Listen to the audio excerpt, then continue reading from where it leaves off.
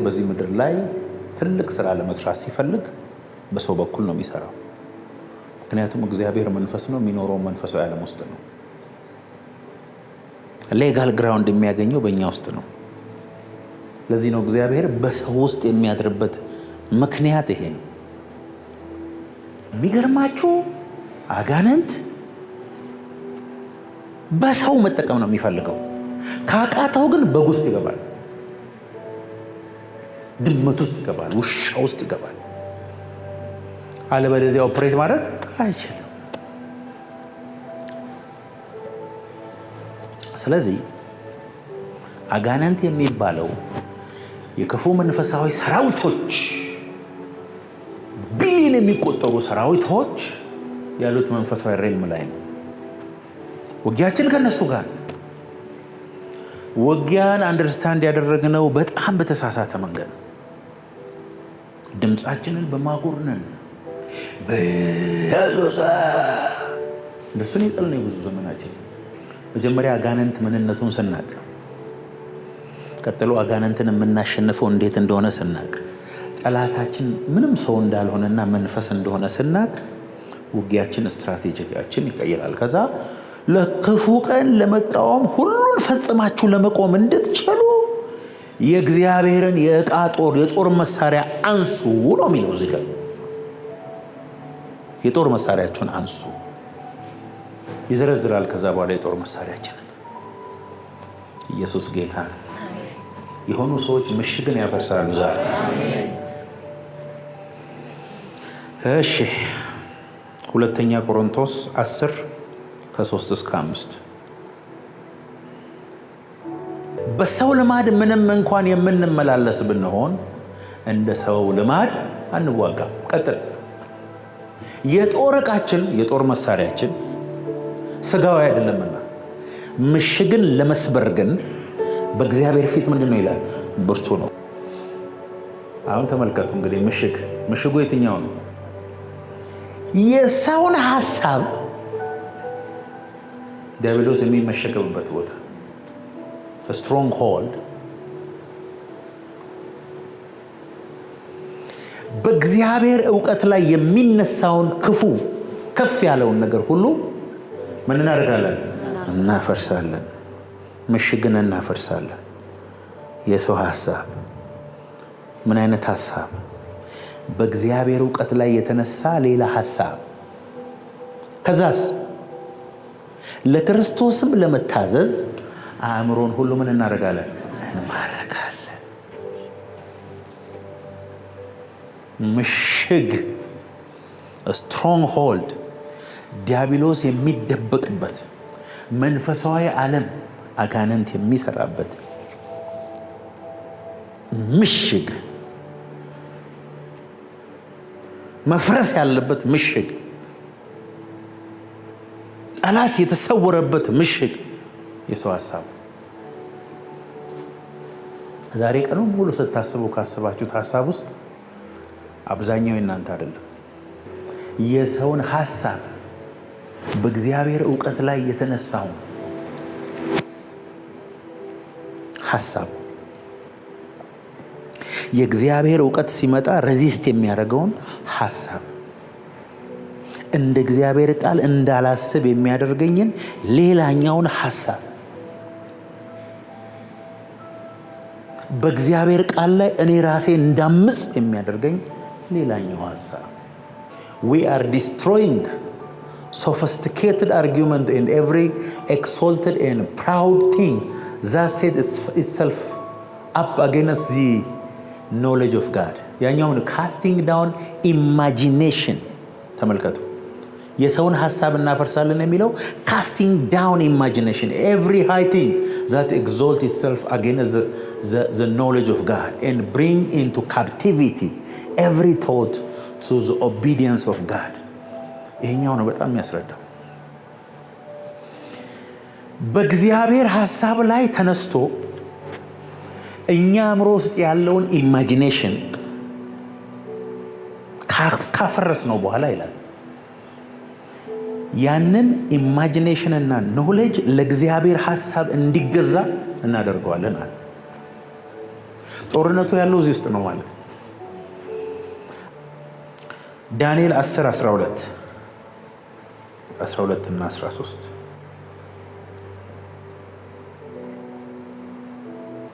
ዳንኤል ሆይ አትፍራ፣ ልብህ ያስተውል ዘንድ ሰውነትን በአምላክ ፊት ይዋረድ ዘንድ ካደረክባት ከመጀመሪያዋ ቀን ጀምሮ ቃል ተሰምቷል። እኔም ስለ ቃል መጥቻለሁ። መልአኩ እኮ ነው የሚለው የመጀመሪያ ቀን የ21 ቀን ጾም ጸሎት የጀመርክ ቀን ነው ጸሎት የተሰማው። እኔም መልስ ይዤ መጥቻለሁ። የፋርስ መንግስት አለቃ ግን 21 ቀን ተቋቋመኝ። እነሆ ከዋነኞቹ አለቆች አንዱ ሚካኤል ሊረዳኝ መጣ። እኔም ከፋርስ ነገስታት ጋር በዚያው ነበርኩ፣ ተዋጋው። ዳንኤል ለ21 ቀን እጾማለሁ ብሎ ተንበርክኮ ሲጠይቅ የመጀመሪያው ቀን ጸሎቱ ተመለሰ። መልአኩ ግን ይዞ እንዳይመጣ አየር ላይ ከባድ ጦርነት ተከፈተ። ሚካኤል በመሃል ላይ እየተዋጋ አንዱን ላከው። ቶሎ በል ሄደ ንገረው እኔ ልቀጥል ብሎ ማለት ነው። መልሱን ከነገረው በኋላ እኮ ወደ ጦርነቱ እንደሚመለስ ነው የተናገረው። ያንዳንዶቻችሁ እኮ ጸሎት የዛሬ 20 ዓመት ነው የተመለሰው። ተመልሷል። እንዴት ይሆንላችሁ? ካልቸር ውስጥ፣ ሲስተም ውስጥ፣ ቤተሰብ ውስጥ፣ አካባቢ ውስጥ አጋንንት እንዴት እንደሚሰራ ነው ማስተምራችሁ በእነዚህ ሳምንታት።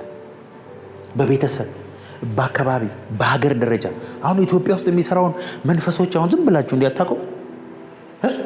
ለምሳሌ ኢትዮጵያ ውስጥ ማንም ሰው ብቻውን እንዲያድግ አይወድም መንፈሱ። ምንም ሳታረግ ካደግ አለቀልህ። በሳይኮሎጂ እንዲያውም ቶልፖፒ ሲንድሮም ይባላል። ምን መሰላችሁ? ማን ብቻን እደጋለ ወይ አብረን እናድጋታለን ወይ አብረን አንተም ትወርዳታለህ የሚል መንፈስ አለቃው መስሪያ ቤቱ ኢትዮጵያ ውስጥ ነው ያለው። ሰው ወደ ታች ከሆነ አበሻ ለመርዳት ፈቃደኛ ነው። ከታመመ ከሱ በታች ከሆነ ከተቸገረ ምናምን ከሆነ ጎፈንድሚ ከፍቶ ለመርዳት ፈቃደኛ ነው። እስቲ ወደ ላይ ወጣ፣ እግሩን ይዞ ነው የሚያወርደው። እግዚአብሔር ወደ ውጭ ትሄዳለህ ካለ እንዲሁ ሱዳንም ሄድ፣ መጀመሪያ ቀይር፣ ስፒሪቹዋሊ ቦታ ሽፍት አድርግ። ባይዘው አንዴ ዱባይ መሄድ የጀመረ ሰው ከዛ በኋላ እንደሚቀጥል ታውቃላችሁ። መንፈሳዊ ዓለም ላይ ያሉ መናፍስቶች አሉ። መናፍስቶቹ በጠቅላላ የሚሰሩት ህይወትህን ለማበላሸት በመጀመሪያ ደረጃ በሐሳብ በኩል አለቀ። እግዚአብሔር የሚባርክህ በኢማጂኔሽን ነው። ሰይጣን የሚዋጋ በኢማጂኔሽን ነው። ኢማጂኔሽንን ምን ያደርገዋል መሰለ? ከእግዚአብሔር ሐሳብ ከእግዚአብሔር ቃል ላንተ እግዚአብሔር ካለው ሐሳብ ከፍ ያለ ሌላ ኢማጂኔሽን አንተ ውስጥ በኮንክሪት ይሰራል። ያኛው ሐሳብ መጥቶ አንተ ውስጥ ሊገባ ሲል እምቢ። ለምን? ሌላ ሐሳብ አለ። እዚህ ሌላ ሐሳብ አለ። ይሄንን ትምህርት በጣም ዲቴል ነው መማር ያለብን። በጣም ዲቴል ነው መማር ያለብን። አይደለም በሀገር በሰፈር ይለያያል አጋንንት። ከፍ ያለ ሐሳብ በሉ እስቲ ባካችሁ።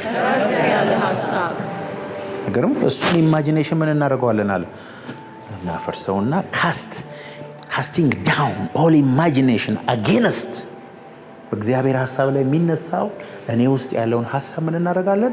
ለክርስቶስ እንማርካለን። መንፈሳዊ ውጊያ እሱ ነው። አየር ላይ ሆኖ እንደ ብሉቱዝ የሰዎችም ማይንድ ተቆጣጥሮ ወደ ፈለገበት የሚነዳውን አጋንንት ከኔ ሐሳብ ውጪ እኔን ወደ የትም ሊወስደኝ አይችልም። ድካሜን ያውቃል የቱ ቦታ እንደሆነ። ቤቱ አርፎ የተቀመጠን ሰው የሰውየው ድካም ያለበትን ሐሳብ ልኮበት ከወንበሩ አዘልሎ አስነስቶ የፈለገውን ያስደርገዋል።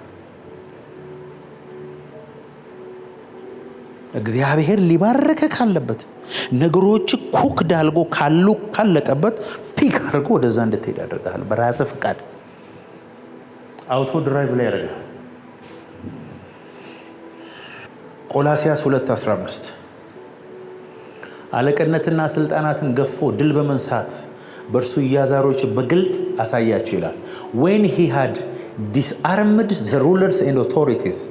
ይኸውላችሁ ኢየሱስ ከሞት ሲነሳ ሰይጣን ራቁቶ የሚያስቀረው። አሜን በሉ ባካል። ሰይጣን አሁን በሲስተም ውስጥ ተደብቆ አንተን ከመዋጋት ውጪ ኦቶሪቲ ያንተን ከኃይላት ከስልጣናት ከጌትነት ከሁሉ በላይ ነው የተቀመጣችሁት። እናንተ ከስሩ የሆናችሁት ያጋንንት ኃይል የለም። አናድድም? ከስር የሆነ ከጫማይ በታች የሆነ እባብና ጊንጡን ትረግጡ ዘንድ በጠላት ኃይል ሁሉ ላይ ስልጣን ተሰጣችሁ ተብሎ የጠላት ኃይል ሁሉ ከዚህ ጫማይ በታች ነው። ከጫማይ በታች ሆኖ ግን ኦፕሬት እያደረገ ነው። ጠላት በሰው ውስጥ ሐሳብ የማስገባት አቅም አለ። ይሁዳ ውስጥ ሐሳብ አስገባበት ይላል። የክፋት ሐሳብ፣ የዝሙት ሐሳብ፣ የመስረቅ ሐሳብ፣ የመግደል ሐሳብ፣ ክፉ የመሆን ሐሳብ። እጃቸውን ሳይታጠቡ በሉ። ወደ አፍ የሚገባ አያረክስም። እንቁራሪትን ብትበላ መብት ነው አንተ ካልደበረ። ወደ አፍ ገብቶ የሚያረክስ ነገር የለም አለ ጌታ። ጌታ ኢየሱስ ነው ያለው። የበላ ሰው ሁሉ ወደ ሬስትሩም ነው የሚሄደው ያለው ኢየሱስ። ሌላ ምንም የሚያመጣው ችግር የለም አለ። የሚያረክሰው ግን አለ ከልብ የሚወጣው ሐሳብ ነው አለ። መርከስ የሚባለው ነገር ከሐሳብ ጋር የተገናኘ ነው። አጋንንት ሊንክ አድርጎ ህይወትን ዲስትሮይ የሚያደርገው በሐሳብ ነው። የመጀመሪያው ዋርፌር የመጀመሪያው ውጊያ በስጋችን ላይ የምናመጣው ውጊያ ነው። ከእግዚአብሔር ፈቃድ ተቃራኒ የሚንቀሳቀስ የስጋ ስራ አለ። እሱን በጌታ በኢየሱስ ክርስቶስ ስም ብሎ በመቃወም ምንም ማድረግ አይቻልም። ገላትያ 5:16-24 የስጋ ስራ የተገለጠ ነው። እሱም ዝሙት፣ ርኩሰት፣ ጣዖትን ማምለክ፣ መዳራት፣ ወንድም መጣላት፣ ምናምን እነዚህ መሳሰሉ በጠቅላላ እና ምን እናድርገው ሲባል መስቀል ብቻ ነው። ስጋችን የሚፈልገውን መከልከል እና መስቀል መሞት ብቻ ነው የሚፈልገው። ሞታል ማለት ነው መግደል፣ ዲዛይሩን መከልከል። ጾም እኮ ለዚህ ነው የሚጠቅመው። ሲስተሙን ሁሉ ሸት ዳውን እያደረገ ሄደ። ነገር ግን እላለሁ በመንፈስ ተመላለሱ፣ የስጋንም ምኞት ከቶ አትፈጽሙም። walk habitually in the Holy Spirit and you will certainly not carry out the desire of the sinful nature ነው የሚለው። walk in the spirit and you shall not fulfill the lust of the flesh። በመንፈስ ተመላለሱ የስጋን ምኞት አትፈጽሙም ነው። ቀላል walk in the spirit you shall not fulfill the lust of your flesh። መንፈሳዊ ውጊያዊቱ አካባቢ እንደሆነ አይተናል። አጋንንት ልክ ነው። በኢየሱስ ስም ይመታል፣ ልክ ነው። ኢየሱስ ስም ኃይሉ አለበት፣ ልክ ነው። ግን በጣም በኢየሱስ ስም እያሉ ምንም ንቅንቅ የማይሉ ነገሮች አሉ። ለምን? ሲስተም ውስጥ ተደብቆ፣ ሐሳባችን ውስጥ ተደብቆ፣ ካልቸር ውስጥ ተደብቆ፣ የቤተሰብ የትክክል ያለውን አስተሳሰብ ውስጥ ተደብቆ፣ ያደግንበት ከልጅነት ጀምሮ ያለውን እዚህ ውስጥ እንደ ኮንክሪት የተገነባውን ሐሳብ ውስጥ ተደብቆ የሚሰራ መንፈስ። ጮህ ሲባል አይጮህም። ለምን? ቸርች ሲመጣ የለም። ሐሳብ ስላለለ ስትወጣ ይመጣል። እንዴት አድርጎ ሊንክ እንደሚያደርግ ያገበታል። አንዳንድ ሰዎች እኮ ትሮማ ያለባቸው አሉ። በልጅነታቸው የተደበደቡ፣ ትምህርት ቤት ቡሊ የተደረጉ፣ ከፍተኛ ትሮማ እዚህ ውስጥ ያለባቸው ዳርክነስ እዛ ውስጥ ነው የሚቀመጠው። መጥተው እነሱን ነው ራሳቸውን እንዲያጠፉ የሚያደርገው። ምን አንተ ምናምን በቃ አብሮ ያወራል። አንዳንድ ሰው እኮ ከሰው የበለጠ ነው ከአጋንንት ጋር የሚያወራው። ባይዛይ በቃ ሲያወራ ውሎ የሚያምድራል። ድምፅ ሁሉ በቃ በጣም ከመላመዳቸው የተነሳ ኦደብል ድምፅ ያጋንንትን የሚሰሙ ብዙ ሰዎች አውቃለሁ። እኔ ባይዛይ ያወራቸዋል። የቱ ጋር ነው ሲባል ወደዚህም ይመስለኛል፣ ወደዚህ ይላሉ። አይ ስፒሪት በምንድን ነው የሚሰራው ካላቸው ኢማጂኔሽን። ይሄ ኢማጂኔሽን በእግዚአብሔር ቃል እየተሞላ ሲሄድስ፣ ማንነት ሪኒው የሆነ ሲሄድስ። ለዚህ ነው እኮ በአእምሯችሁ መንፈስ ታደሱ እንጂ ይህንን ዓለም አትምሰሉ። ወይ ደግሞ ምንድን ነው የሚለው? በዚህ ዓለም አስተሳሰብ፣ ካልቸር፣ ሲስተም አትያዙ። በመንፈስ ግን አእምሯችሁን ሪኒው በማድረግ በጎና ደስ የሚያሰኝ ፍጹም የሆነውን የእግዚአብሔርን ሐሳብ ለማወቅ በርቱ ነው የሚለው። በጣም በተቀባና ባልተቀባ ሰው መካከል ያለው አስተሳሰቡ ነው። ልብህን ነው የሚደፍነው መጥቶ ሰይጣን። በቃ እያየ እንዳታይ እየሰማ እንዳሰማ። ስለዚህ የመጀመሪያው ሬልም መዋጋት ያለብን የስጋችንን ዲዛይር ጸጥ በማድረግ ነው። በተለይ በዚህ ዘመን የስጋን ፍላጎት ጸጥ ማሰኘት ከባድ ነው። ምክንያቱም ሁሉ ነገር በቀላሉ አቬለብል ነው። ለኃጢአት ብዙ መዳከር አያስፈልግም። ቤት ድረስ በስልክ በኩል ይመጣል።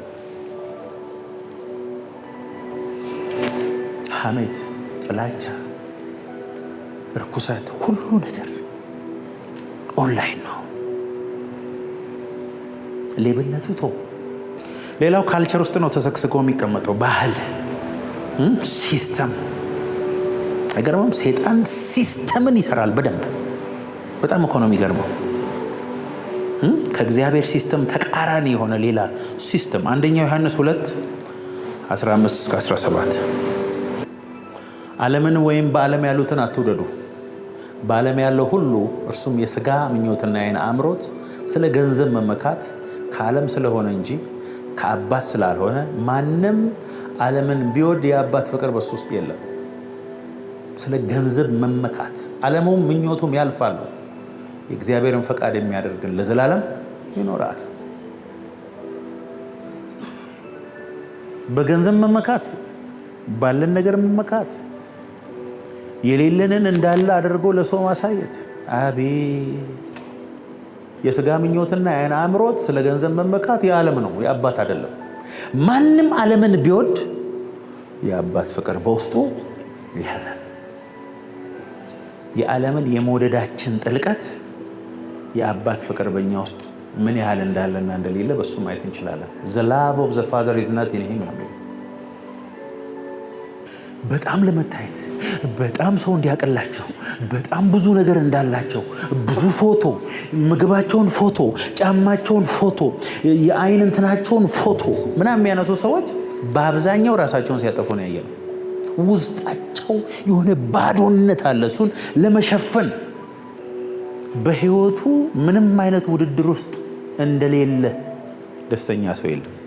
በእጅ ያለውን እንቁ፣ የተሰጠህን ክብር፣ የእግዚአብሔር ልጅነት፣ የዘላለም ህይወት ያቀልብሃል። ኤፌሶን 6:12 መገደላችን ከደምና ከስጋ ጋር አይደለም፣ ከአለቆችና ከስልጣናት ጋር፣ ከዚህም ጨለማ ዓለም ገዢዎች ጋር፣ በሰማያዊ ስፍራ ካለ ከክፉ መንፈሳዊ ሰራዊቶች ጋር ነው እንጂ።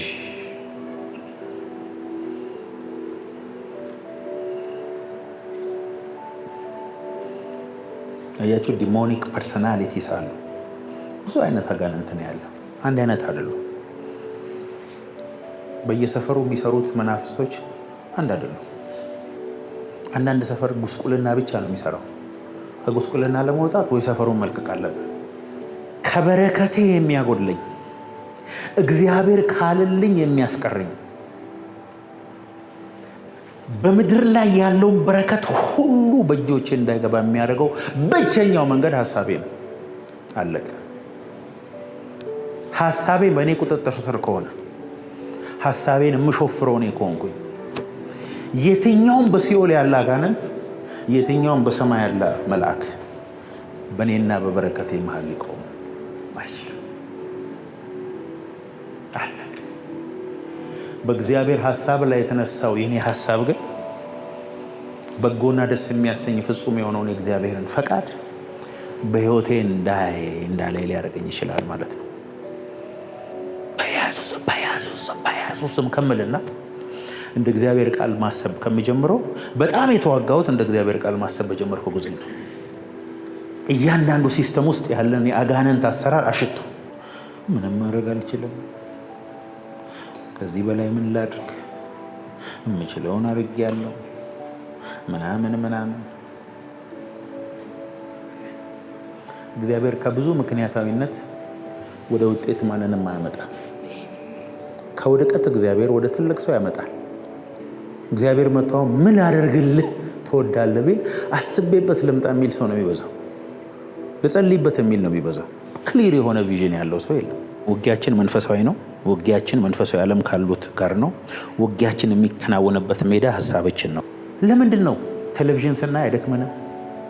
ቲክቶክ ስናይ አይደክመንም? ስናወራ አይደክመንም? ስናማ አይደክመንም? እስቲ አይናችንን ጨፍነን መጸለይና በመንፈስ ዓለም ላይ ያለው መጫጫን ሁሉ ይጫጫናል። ከሁሉም የሚጠቅም እሱ ሆኖ ሳለ ይሄም ማውራት ያኛውን ማውራት ነው። ለምን ይሄ ከበደ? ኢምፖሲብል። እንደ ጸሎት ሄቪ ነገር የለም። ዋይ መናፍስቶች ሁሉ ካሉበት ብቅ ብቅ ብቅ የሚጀምሩት ኢየሱስ የሚለውን ስም ስጠራ። ልክ እንደዛው አንተ መጸለይ ስትጀምር ሐሳብን የሚበትን የሆነ ነገር የሚመጣ በቃ ገብቶታል። አንተና መንፈስ ቅዱስ ከተገናኛችሁ ምድር ሁሉ እንደሚናወጥ እግዚአብሔር ኢማጂኔሽናችሁን ይፈውስላችሁ። ምኞትህን እግዚአብሔር ከልክሎ አያውቅም። በጌታ ደስ ይበለን። የልብህን መሻት ይሰጣል። የልብህ መሻት ሐሳብህ እኮ ነው። ልክ ሪጆይስ በእግዚአብሔር ማድረግ ሲጀምር እግዚአብሔር መጥቶ እስቲ ልብ ውስጥ ምንድን ነው ያለው ብሎ ነው የሚሰጥ። ልብ ውስጥ ከሌለስ ድህነት ሐሳብ ነው። ሀብት ሐሳብ ነው። ቅባት ሐሳብ ነው። ማሸነፍ ሐሳብ ነው። መፈወስ ኢማጂኔሽን፣ ትዳር ኢማጂኔሽን፣ ቅባት ኢማጂኔሽን። ዓለም ላይ ያሉ ነገሮች ሁሉ የሆነ ሰው ኢማጂኔሽን ነበሩ።